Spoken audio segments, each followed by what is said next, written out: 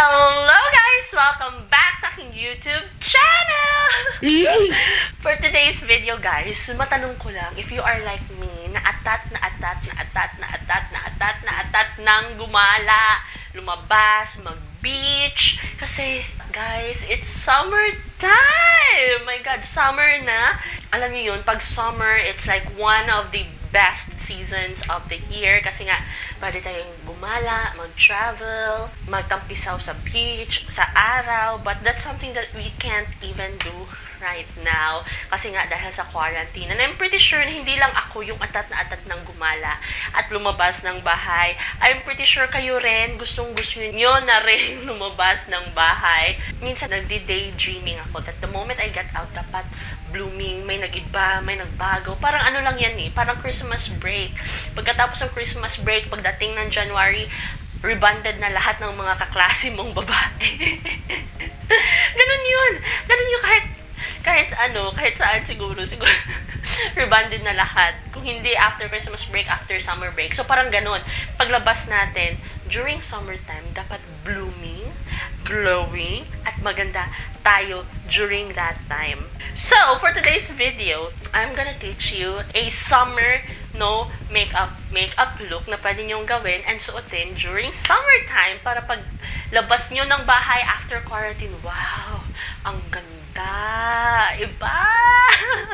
Iba yung kanyang mukha. So, yun yung gagawin natin for today. So, if you're interested about that, paano ko siya gawin, then keep on watching.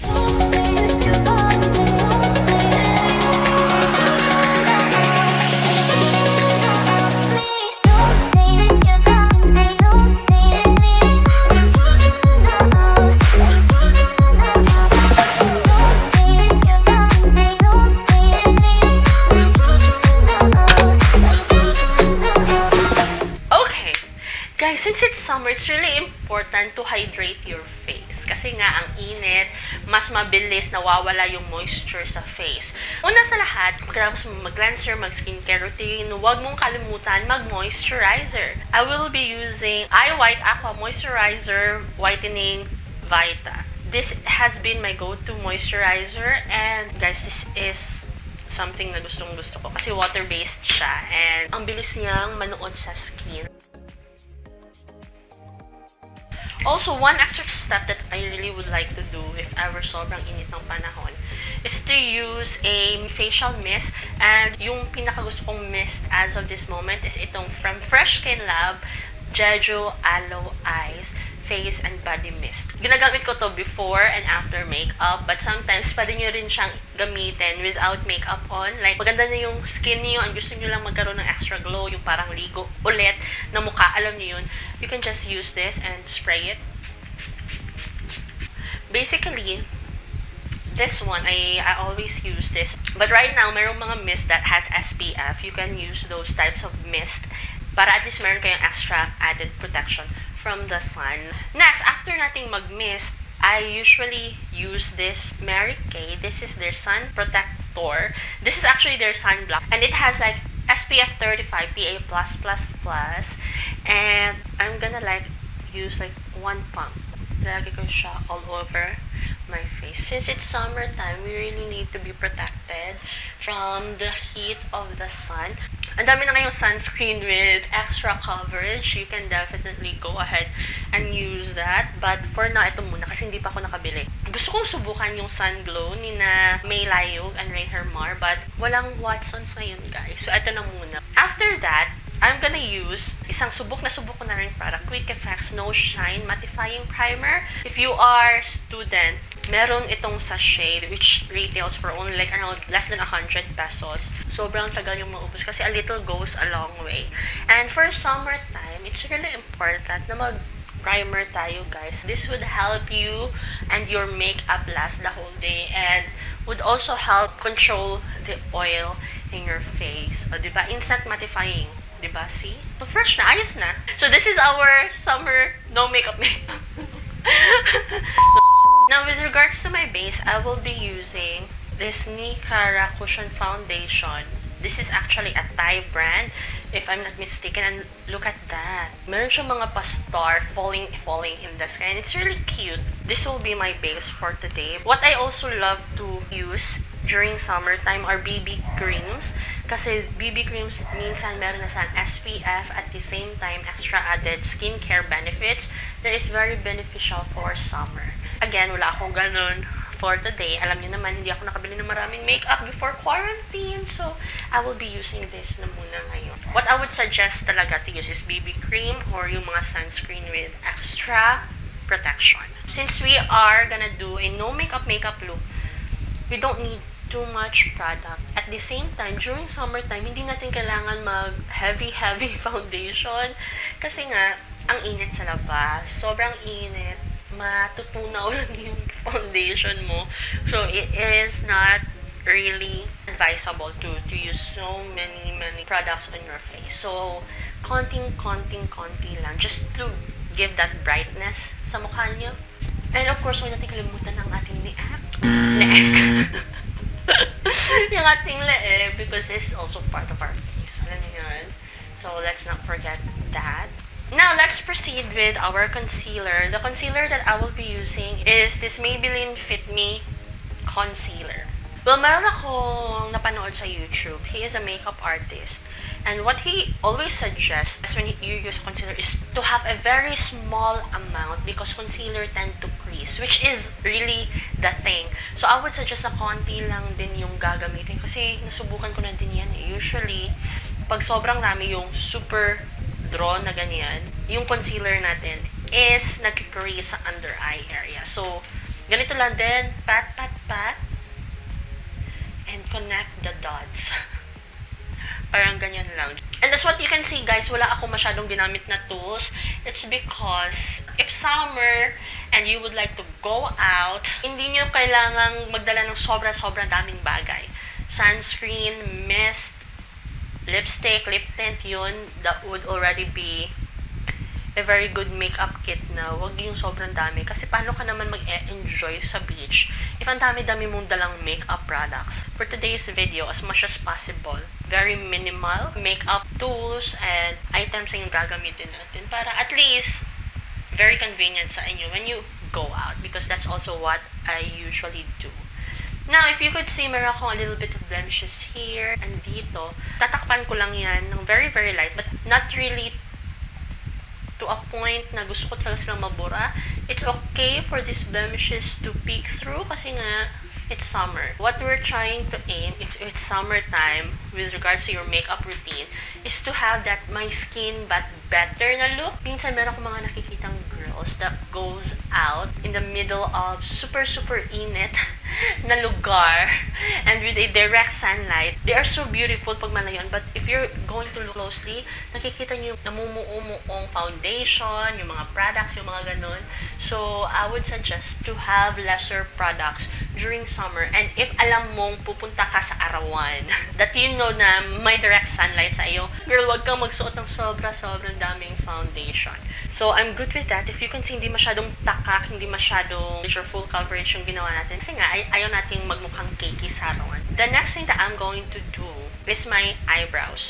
So, yung eyebrows natin, hindi din natin kailangan ng super duper bonggang eyebrows. Again, mas natural, mas better. So, for today, I'm gonna use the BLK Universal Brow Stick. Ito, napaka-travel friendly because it has mascara at the same time pencil na din. So, on both ends, meron kang magagamit.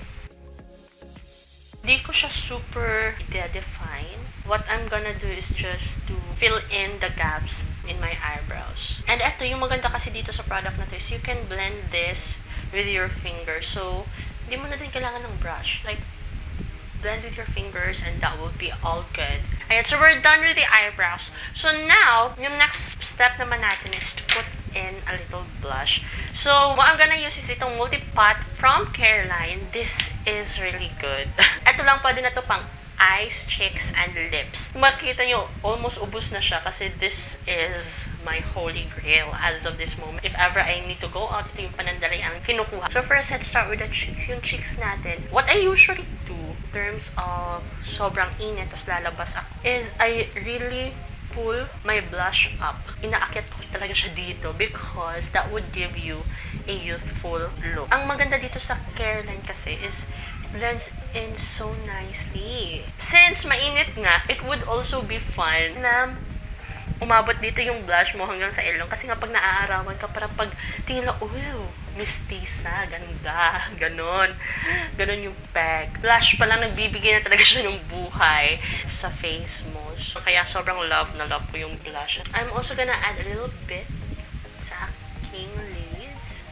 For the lips, I would also advise to wear a lip balm kasi super dry ng panahon and I'm pretty sure mawawala yung moisture sa lips mo. But right now, wala akong lip balm. But usually, pag summer, naglalagay talaga ako ng lip balm. For the same Careline Multi Pot, I'm gonna use it in my lips too.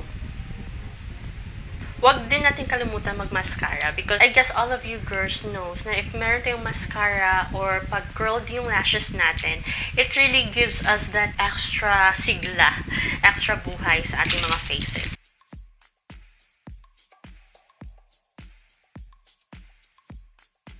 From Ever Bilena, this is the Power Curl waterproof mascara. So if magbe-beach kayo, it's really advisable din na we use waterproof mascara. Oh, iba yung wand. Yeah, kasi this is bago. Alam nyo, I was able to buy this sa grocery store. Kasi nga, quarantine and only grocery stores lang yung meron ngayon. And I was so happy na meron silang mascara kasi paubos na yung mascara ko and yung aking liquid eyeliner. So I was really happy na meron sila nito. So, as what you can see, hindi pa ako nag-powder kasi nga, we've been using cream products sa face natin. For the powder, I will be using this Sponge Magic BB powder. Ang dami nito. Like, meron na nito sa Watson. So, you could always buy this. But before, it was only available online. You just need a little bit, tiny bit lang ng powder. Kasi nga, we're opting to that my skin but better. Ayaw natin yung mukhang super powdery ng face, super makeup yung face. So, very light lang yung gagamitin natin powder. For extra, I love contouring my face. Kasi instant 10 pounds lesser ka pag meron kang contour. So, magko-contour ako. So, the contour that I will be using is this one from Vice Cosmetics in the shade Confirm. Ayan, sobrang paubos na. Almost maubos na to kasi gamit na gamit ko na siya. And I will just contour and bronze my face very lightly. But this one, again, this specific contouring part is extra na siya. So, you may or may not do it, but for me, I love contouring. See, halos hindi siya halata, but it's there. Now, as what you can see, super matte na ng face natin. The last step would, I will be using the Jeju Aloe Ice Mist again, and mist my whole face. If you could feel na medyo na ano na yung mist, you can pat it with a tissue, like so.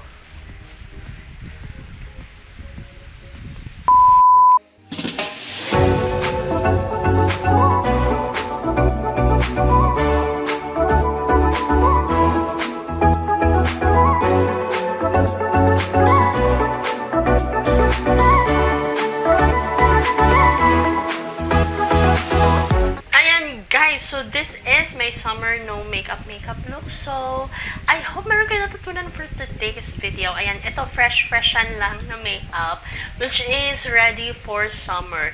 With the base, again, pwedeng yung mga tinted sunscreen, yung gamitin nyo para may coverage na. But make sure na hindi sobrang kapal ng coverage because what we're trying to aim here is to get that my skin but better. Kita nyo, kahit lumalabas pa yung aking mga blemishes dyan, that's fine because it's summertime and useless din naman gumamit ng super daming makeup kasi nga, it will just melt in your face and pangit na siya tingnan, especially in direct sunlight, guys. So, I hope meron kayo natutunan sa video na to. And if you like this video, huwag niyo pong kalimutan mag-hit on like, subscribe, click on the notification bell para updated ka sa aking bawat uploads because I upload 2 to 3 times a week.